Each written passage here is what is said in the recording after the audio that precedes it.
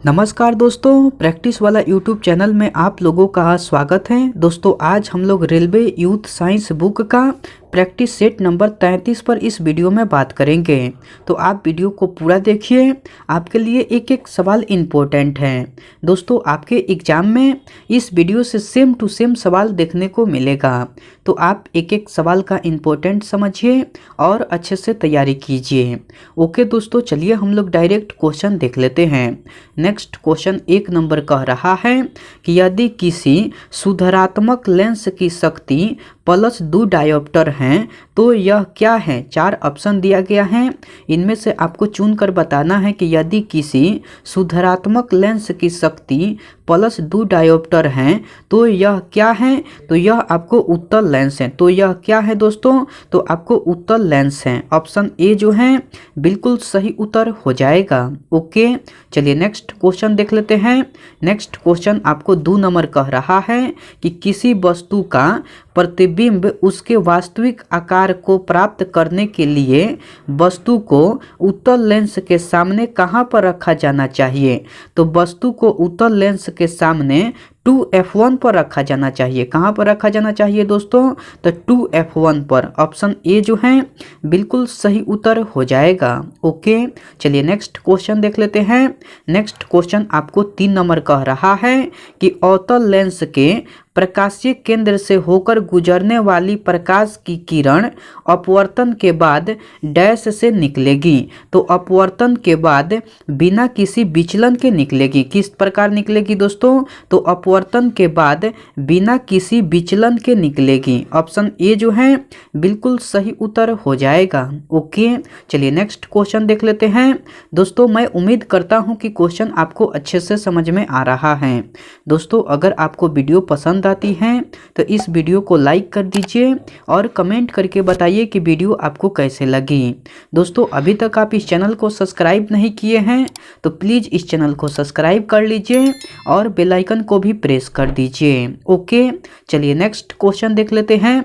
Next question 4 number कह रहा है कि किसी व्यक्ति के निकट दृष्टि दोष को सुधारने हेतु किस लेंस का प्रयोग किया जाता है। 4 ऑप्शन दिया गया है, इनमें से आपको चुनकर बताना है कि किसी व्यक्ति के निकट दृष्टि दोष को सुधारने हेतु किस लेंस का प्रयोग किया जाता है। तो आपको अपसारी लेंस का प्रयोग किया जाता है। किस प्रकार के लेंस का प्रयोग किया जाता है, तो आपको अपसारी लेंस का प्रयोग किया जाता है। ऑप्शन ए जो है बिल्कुल सही उत्तर हो जाएगा। ओके, चलिए नेक्स्ट क्वेश्चन देख लेते हैं।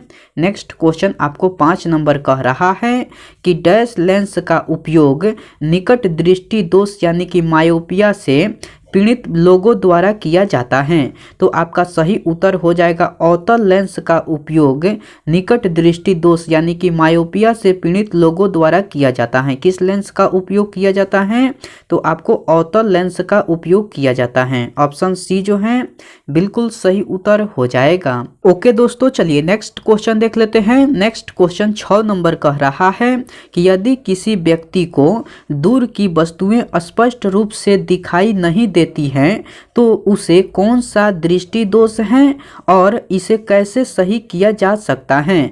तो उसे आपको निकट दृष्टि दोष है और उसे अवतल लेंस का उपयोग करके सही किया जा सकता है। तो ऑप्शन बी जो है बिल्कुल सही उत्तर हो जाएगा। ओके, चलिए नेक्स्ट क्वेश्चन देख लेते हैं। नेक्स्ट क्वेश्चन 7 नंबर कह रहा है कि एक विकार जिसमें एक व्यक्ति दूर की वस्तु को स्पष्ट रूप से नहीं देख सकता है उसे क्या कहा जाता है। तो उसे मायोपिया कहा जाता है। तो उसे क्या कहा जाता है दोस्तों, तो उसे मायोपिया कहा जाता है। ऑप्शन सी जो है बिल्कुल सही उत्तर हो जाएगा। ओके, चलिए नेक्स्ट क्वेश्चन देख लेते हैं।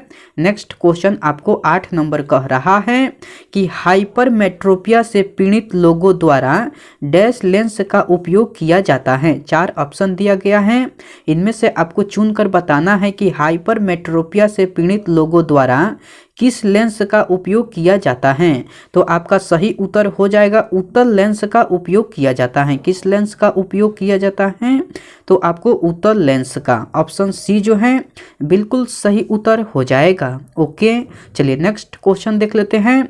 नेक्स्ट क्वेश्चन 9 नंबर कह रहा है कि निकट दृष्टि दोष को डैश भी कहा जाता है। तो निकट दृष्टि दोष को मायोपिया भी कहा जाता है। क्या कहा जाता है दोस्तों? तो निकट दृष्टि दोष को मायोपिया भी कहा जाता है। ऑप्शन बी जो है बिल्कुल सही उत्तर हो जाएगा। ओके, चलिए नेक्स्ट क्वेश्चन देख लेते हैं। नेक्स्ट क्वेश्चन 10 नंबर कह रहा है कि मानव आंखों में निकट दृष्टि दोष को क्या कहा जाता है? तो मानव आंखों में निकट दृष्टि दोष को मायोपिया कहा जाता है। क्या कहा जाता है दोस्तों? तो मायोपिया, ऑप्शन ए जो है बिल्कुल सही उत्तर हो जाएगा। ओके, चलिए नेक्स्ट क्वेश्चन देख लेते हैं।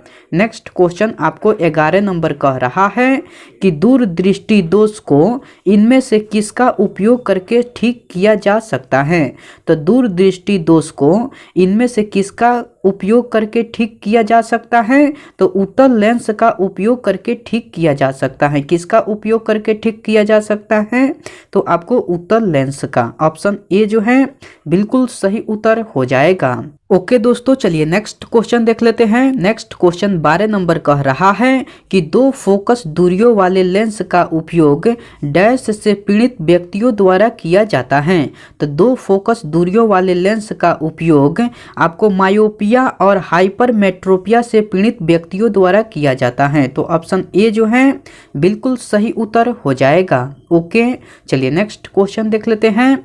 नेक्स्ट क्वेश्चन 13 नंबर कह रहा है कि मानव आंख में मौजूद डैश अंडाकार स्थान सर्वोत्तम दृष्टि क्षेत्र होता है। तो मानव आंख में मौजूद आपको पीला अंडाकार स्थान सर्वोत्तम दृष्टि क्षेत्र होता है। कौन सा स्थान होता है दोस्तों? तो पीला अंडाकार स्थान होता है। तो ऑप्शन ए जो है बिल्कुल सही उत्तर हो जाएगा। ओके, चलिए नेक्स्ट क्वेश्चन देख लेते हैं। नेक्स्ट क्वेश्चन 14 नंबर कह रहा है कि आंख की फोकस दूरी को समायोजित कर निकट और दूर की वस्तुओं पर ध्यान केंद्रित करने की क्षमता को आंख की डैश कहा जाता है। तो उसे आंख की आपको समांजन क्षमता कहा जाता है। क्या कहा जाता है दोस्तों? तो उसे आंख की समांजन क्षमता कहा जाता है। ऑप्शन सी जो है बिल्कुल सही उत्तर हो जाएगा। ओके, चलिए नेक्स्ट क्वेश्चन देख लेते हैं। नेक्स्ट क्वेश्चन आपको 15 नंबर कह रहा है कि प्रकाश आंख में डैश से प्रवेश करता है। तो प्रकाश जो है आपको आंख में कॉर्निया से प्रवेश करता है। किससे प्रवेश करता है? तो कॉर्निया से। ऑप्शन बी जो है बिल्कुल सही उत्तर हो जाएगा। ओके, चलिए नेक्स्ट क्वेश्चन देख लेते हैं। नेक्स्ट क्वेश्चन आपको 16 नंबर कह रहा है कि रोशनी के लिए साधारण बल्ब की जगह एलईडी और सीएफएल किसकी वजह से ले रहे हैं? तो ऊर्जा दक्षता की वजह से ले रहे हैं। किसकी वजह से ले रहे हैं? तो ऊर्जा दक्षता की वजह से। ऑप्शन ए जो है बिल्कुल सही उत्तर हो जाएगा। ओके, चलिए नेक्स्ट क्वेश्चन देख लेते हैं। नेक्स्ट क्वेश्चन 17 नंबर कह रहा है कि इनमें से किस उपकरण में केवल उत्तल लेंस का प्रयोग होता है? तो आपका सही उत्तर हो जाएगा माइक्रोस्कोप में केवल आपको उत्तल लेंस का प्रयोग होता है। किस उपकरण में होता है दोस्तों? तो माइक्रोस्कोप में केवल उत्तल लेंस का प्रयोग होता है। ऑप्शन सी जो है बिल्कुल सही उत्तर हो जाएगा। ओके, चलिए नेक्स्ट क्वेश्चन देख लेते हैं। नेक्स्ट क्वेश्चन 18 नंबर कह रहा है कि आपको पेरिस्कोप में निम्न में से किसका प्रयोग किया जाता है? तो पेरिस्कोप में आपको साधारण शीशा का प्रयोग किया जाता है। किसका प्रयोग किया जाता है? तो साधारण शीशा का। ऑप्शन ए जो है बिल्कुल सही उत्तर हो जाएगा। ओके, चलिए नेक्स्ट क्वेश्चन देख लेते हैं। नेक्स्ट क्वेश्चन आपको 19 नंबर कह रहा है कि इनमें से किसमें ऑप्टिकल लेंस नहीं होता है? 4 ऑप्शन दिया गया है, इनमें से आपको चुनकर बताना है कि किसमें ऑप्टिकल लेंस नहीं होता है। तो स्टेथोस्कोप में आपको ऑप्टिकल लेंस नहीं होता है। किसमें नहीं होता है दोस्तों? तो स्टेथोस्कोप में नहीं होता है। ऑप्शन डी जो है बिल्कुल सही उत्तर हो जाएगा। ओके, चलिए नेक्स्ट क्वेश्चन देख लेते हैं। नेक्स्ट क्वेश्चन आपको 20 नंबर कह रहा है कि त्रिकोणीय प्रिज्म के माध्यम माध्यम से प्रकाश के वर्ण विक्षेपण के दौरान स्रोत प्रकाश डैश रंगों की पट्टियों में विभाजित हो जाती हैं। तो स्रोत प्रकाश जो है आपको 7 रंगों की पट्टियों में विभाजित हो जाती हैं। तो ऑप्शन डी जो है बिल्कुल सही उत्तर हो जाएगा। ओके, चलिए नेक्स्ट क्वेश्चन देख लेते हैं। नेक्स्ट क्वेश्चन आपको 21 नंबर कह रहा है कि एक त्रिभुजाकार कांच के प्रिज्म के माध्यम से अपवर्तित होने वाली प्रकाश किरण के लिए विचलन कोण के बीच का कोण होता है। तो आपको आपतित किरण और निर्गत किरण होता है। क्या होता है दोस्तों? तो आपको आपतित किरण और निर्गत किरण होता है। ऑप्शन डी जो है बिल्कुल सही उत्तर हो जाएगा। ओके, चलिए नेक्स्ट क्वेश्चन देख लेते हैं। नेक्स्ट क्वेश्चन आपको 22 नंबर कह रहा है कि एक प्रकाश किरण एक त्रिभुजाकार कांच के प्रिज्म के माध्यम से अपवर्तित होती है। आपतित किरण और निर्गत किरण के बीच के कोण को क्या कहा जाता है? तो आपको विचलन कोण कहा जाता है। क्या कहा जाता है दोस्तों? तो विचलन कोण कहा जाता है। ऑप्शन डी जो है बिल्कुल सही उत्तर हो जाएगा। ओके, चलिए नेक्स्ट क्वेश्चन देख लेते हैं। नेक्स्ट क्वेश्चन आपको 23 नंबर कह रहा है कि सूर्य के प्रकाश का इंद्रधनुष के विभिन्न रंगों में विभक्त होना क्या कहलाता है? तो आपको प्रकाश का वर्ण विक्षेपण कहलाता है। क्या कहलाता है दोस्तों? तो प्रकाश का वर्ण विक्षेपण कहलाता है। ऑप्शन डी जो है बिल्कुल सही उत्तर हो जाएगा। ओके, चलिए नेक्स्ट क्वेश्चन देख लेते हैं। नेक्स्ट क्वेश्चन 24 नंबर कह रहा है कि स्रोत प्रकाश का कांच के प्रिज्म में प्रवेश करते ही 7 घटकों में विभाजित होना डैश कहलाता है। तो आपको प्रकाश का वर्ण विक्षेपण कहलाता है। क्या कहलाता है दोस्तों? तो प्रकाश का वर्ण विक्षेपण कहलाता है। ऑप्शन बी जो है बिल्कुल सही उत्तर हो जाएगा। ओके, चलिए नेक्स्ट क्वेश्चन देख लेते हैं।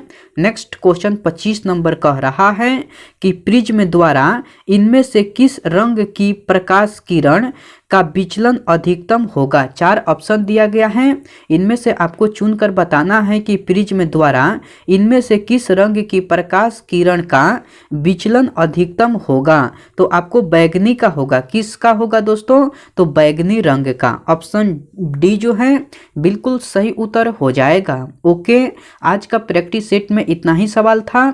मैं उम्मीद करता हूँ कि सारे सवाल आपको याद हो गया होगा।